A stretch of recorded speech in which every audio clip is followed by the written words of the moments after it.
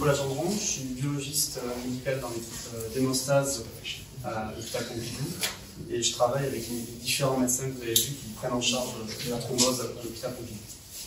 Et je vais vous parler de la Covid et des thromboses parce que même si la Covid ça a beaucoup occupé nos collègues réanimateurs, urgentistes, pneumologues, ben, nos équipes de thrombologues avec cette incidence de thrombose on a été assez occupés.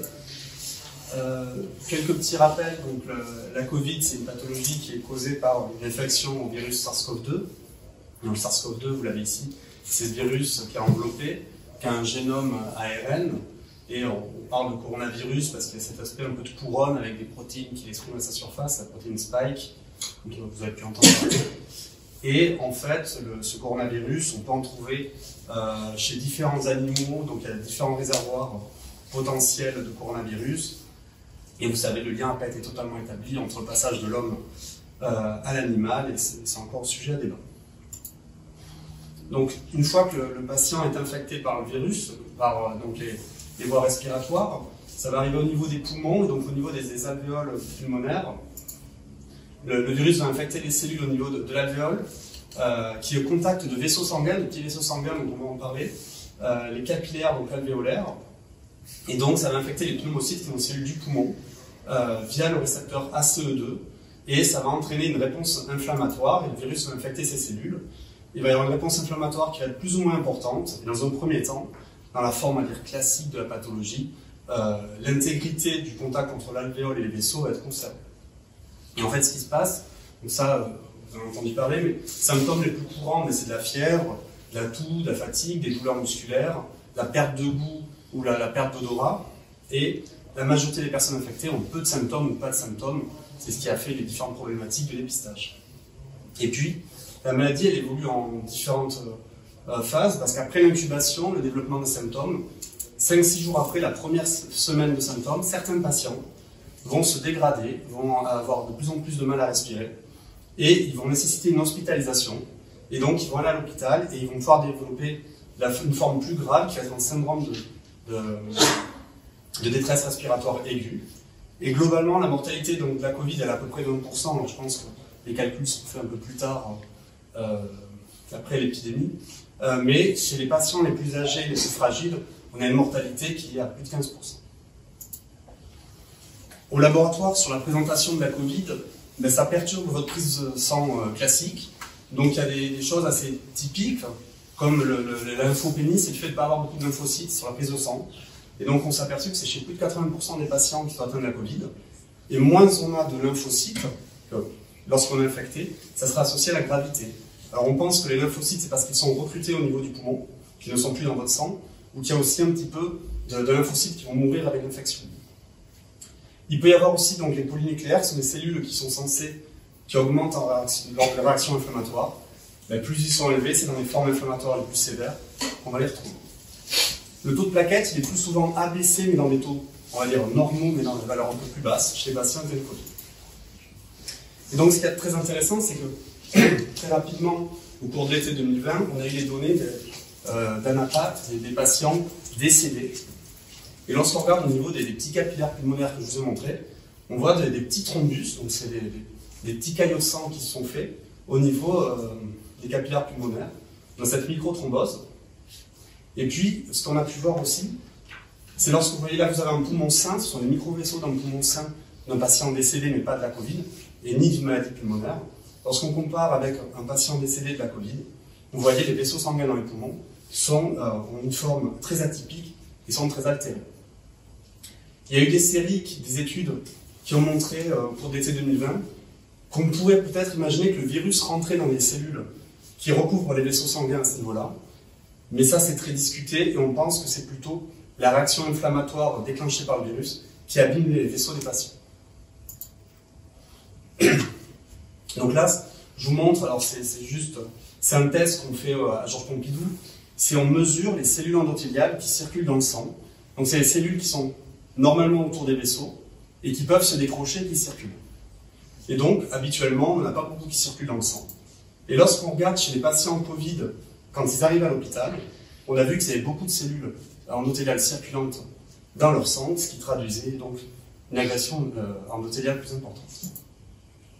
Et lorsqu'on regarde, on ne voit pas bien là, mais en fonction de la gravité de la Covid, les patients Covid les plus graves avaient le plus de cellules endothéliales décrochées de leur vaisseau. Et donc voilà, il y a cette microthrombose d'une part, et puis rapidement, on a entendu parler beaucoup d'embolie pulmonaire chez les patients. Et lorsqu'on regarde les facteurs de risque de ces patients, ben c'était plus souvent des hommes, alors il y a eu aussi beaucoup d'hommes hospitalisés avec la Covid, c'était beaucoup plus des patients inflammatoires, qui avaient des taux de CRP élevés, et c'était souvent, surtout la première vague, des patients qui venaient tardivement à l'hôpital, qui arrivaient avec une forme plus grave de la maladie. On s'est aperçu que ceux qui n'avaient pas d'anticoagulants à l'admission lorsqu'il y avait le Covid faisaient moins de thrombose, et que souvent ceux qui faisaient l'embolie pulmonaire, on ne voit pas bien là, mais c'est ceux qui avaient l'atteinte pulmonaire la plus importante. Et je vous donne quelques chiffres. Ces embolies pulmonaires, c'est à peu près chez les patients qui étaient hospitalisés en service médical, donc avec juste de l'oxygène ou en surveillance, ça correspondait à 3,5% des patients. Mais en réanimation, les chiffres étaient vraiment très importants, autour de 13,7%. Et donc nous, en hémostase, en coagulation, on sait qu'il faut 3 choses pour faire une thrombose. Il faut abîmer le vaisseau, il faut une anomalie du flux sanguin, donc une stase, ou avoir un sang procoagulant. Et dans la Covid, la stase sanguine chez les patients de réanimation, on peut la comprendre, chez le patient qui est alité, qui ne bouge pas. L'obésité, alors finalement ça ne ressort pas dans les études, mais au début c'était un facteur de risque de gravité de la Covid, mais ça ne ressort pas comme un facteur de risque de la thrombose Covid. Et puis le confinement, c'est un sujet un peu débattu. Est-ce que les patients confinés ont fait plus de thrombose? On n'a pas d'argument là-dessus. La tête endothéliale, ben oui, la réponse inflammatoire va abîmer les vaisseaux, va favoriser la thrombose, ça paraît une hypothèse plus large. Je vous ai barré l'infection par le virus, l'infection du vaisseau par le virus. Il y a de plus en plus d'études qui ne sont pas en faveur. Et pour les patients en réanimation, bien sûr, quand on met des cathéters, on abîme les vaisseaux, ça peut favoriser les thromboses. Et puis, l'hypercoagulabilité du sang. On a regardé, il y a des marqueurs, les dédimères, que vous a présenté le professeur Messas, qui sont un marqueur de coagulation, ils sont plus élevés chez ces patients. Et on s'est posé la question, est-ce qu'ils n'avaient pas une thrombophilie, ces patients, un terrain à thromboser plus facilement que les autres?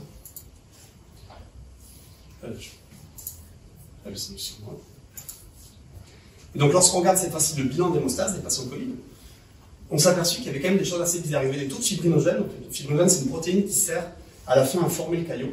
La coagulation qui était très élevée. Et c'est aussi un marqueur d'inflammation des patients, qui était très élevé. Et les fameux dédimères, qui sont donc un marqueur indirect de la coagulation, puisqu'ils traduisent la fibrinolyse en caillot. Et l'hémostase classique ne bougeait pas trop. Il y a eu un travail niçois qui était intéressant. Ils se sont dit, peut-être que les patients graves sont des patients qui ont des anomalies de la coagulation. On va leur chercher des déficits en protéines de la coagulation qui favorisent la thrombose. Et quand on regarde chez les patients la prévalence de ces déficits, que ce soit chez les patients avec des formes sévères ou non sévères, elles sont très faibles. Donc il n'y a pas un terrain constitutionnel procoagulant chez les patients graves. Ensuite, ces fameux dédimères. Ces fameux dédimères, dans la Covid, on en a beaucoup parlé, ils ont un intérêt, donc comme on vous l'a rappelé tout à l'heure, le professeur Messas et le professeur Sanchez, ils permettent d'exclure une embolie pulmonaire habituellement. On a des seuils en fonction de l'âge des patients, autour de 500. Et donc on s'est aperçu que les patients Covid avaient toujours des taux de dédimères plus élevés que la normale. Et donc quand on n'avait pas les PCR rapidement, on s'est aperçu, à vue de nez, que les patients qui n'avaient pas des dédimères très élevés n'avaient pas le Covid. Ensuite, comme ils ont des taux de dédimères élevés, on s'est aperçu que les patients Covid qui avaient les taux de dédimères les plus élevés, c'était souvent ceux qui allaient passer le plus facilement, que le plus rapidement en réanimation, et que c'était aussi ceux qui allaient avoir un risque plus élevé de décéder, indépendamment de la thrombose. Et donc les dédimères, il y a eu des recommandations, comme les patients ont tous des taux de dédimères élevés, pour dire, on ne cherche pas une thrombose juste parce que ces taux de dédimères sont élevés. Et puis, une fois qu'on connaît les taux de dédimères du patient qui est hospitalisé, donc ça traduit son pouvoir procoagulant, on pourrait dire, est-ce que ça vaut le coup de le surveiller? Donc ça, on a un travail en cours. Là, vous voyez, en rouge, ce sont des patients de réanimation, à qui on mesure des dédimères tous les jours. Et en bas, ce sont des patients Covid qui ne sont pas en réanimation, qui sont en service médical. Et on voit l'évolution des dédimères. Ça confirme ce que je vous ai dit. Les patients Covid en réanimation les plus graves ont des taux de dédimères plus élevés. Mais si on regarde, cette fois-ci, ce ne sont que des patients qui sont en lits médicaux, sur surveillance classique, on voit qu'à J3, ceux qui se mettent à augmenter leur taux de dédimère, ce sont les patients qui vont faire une forme plus grave et qui vont passer en réanimation. Et ce sont ceux qui ont le plus haut risque de mortalité. Et donc, pour essayer de vous résumer un peu ce qui se passe dans la Covid et ces microthromboses, en fait, l'infection du virus va entraîner une réponse inflammatoire qui va abîmer vos vaisseaux, qui vont relarguer des molécules, qui vont favoriser des petits thrombus au niveau des alvéoles capillaires, et ça va avoir un retentissement sur vos vaisseaux, et ça va entraîner aussi une souffrance cardiaque. Et à terme, l'emballement de cette microthrombose pourrait créer cette embolie pulmonaire, mais là, on manque encore de données pour en être vraiment sûr. Pour le traitement de cette thrombose, l'anticoagulation, ça paraît important. Et rapidement, nous, on s'est aperçu que les patients qui n'étaient pas sous anticoagulants et qui avaient attrapé le Covid, ceux qui étaient sous anticoagulants, ils avaient moins de ces cellules que je disais endothéliales qui circulent dans le sang. Donc on s'est dit, ils ont des vaisseaux moins abîmés, ceux qui sont sous anticoagulants. Et donc le traitement anticoagulant protégerait. Et donc, à partir d'une étude française de différents hôpitaux rétrospective, on s'est aperçu que les patients qui étaient hospitalisés pour la Covid, qui étaient sous anticoagulants, avaient moins de risques de passer en réanimation et moins de mortalité. Donc à partir de ces résultats, on s'est dit, en fait, il faut anticoaguler les patients le plus tôt possible, dès qu'ils ont le Covid.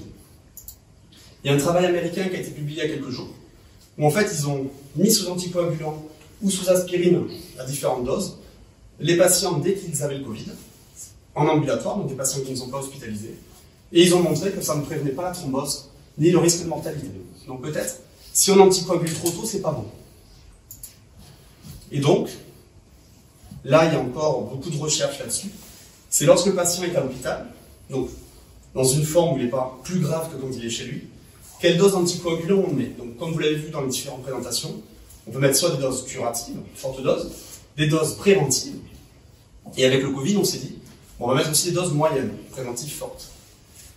Et pour quel objectif? Soit on va vouloir prévenir la thrombose du patient, ou essayer de prévenir l'aggravation de la maladie, puisqu'il y a ce lien avec la coagulation qu'on ne maîtrise pas totalement. Donc là, actuellement, on a à peu près 4 études randomisées, avec des limites dans les études, mais on a quand même des études randomisées. Et ce qui ressort, c'est que chez les patients en réanimation, donc les plus graves, qui ont la maladie la plus avancée, mais là, il faut mettre de l'anticoagulation, mais des petites doses. Parce que là, on va dire, la maladie est trop avancée, on ne va pas freiner la coagulation, et on va exposer le patient à des risques de saignement. Chez les patients en unité médicale, là, les résultats sont contrastés, mais ils commencent à tendre vers des doses plus importantes d'anticoagulants ou du curatif chez les patients qui n'ont pas thrombosé, qui ont la Covid, qui ont besoin d'être hospitalisés. Il y aurait peut-être un intérêt à l'anticoagulation. Et bien sûr, il y a une grande étude française qui est organisée par le professeur Zully à Nancy, qui va tenter de répondre à cette étude. Et je sais qu'ici, les services sont beaucoup inclus dans cette étude. Donc en conclusion, la Covid, pour nous, c'est une maladie hématologique, vasculaire, puisqu'elle abîme les vaisseaux, acquise, puisque les patients ne l'avaient pas avant. Et donc, il y a vraiment une coagulopathie, une anomalie de la coagulation, avec un risque important de thrombose et de mortalité, assez lié chez ces patients. On a des marqueurs de la coagulation qui sont prédictifs, comme les dédimères, je vous en ai parlé. L'anticoagulation, ça fait partie du traitement. Il faut définir la dose en fonction de la phase de la maladie. Et puis, il faudra évaluer à terme, vu qu'il y a des traitements anti-inflammatoires, dont je vais parler, qui vont donc protéger un peu votre vaisseau. Il y a sûrement un effet synergique de mettre des anticoagulants, plus anti-inflammatoires et un manque de données. En revanche, on n'a pas de réponse sur comment prévenir les conséquences d'après, les séquelles du Covid, comme le Covid long, chez ces patients. Donc pour finir, je pense que pour éviter tout ça, il vaut mieux qu'on se vaccine, et ça fait le lien avec le sujet suivant du professeur Smadjian.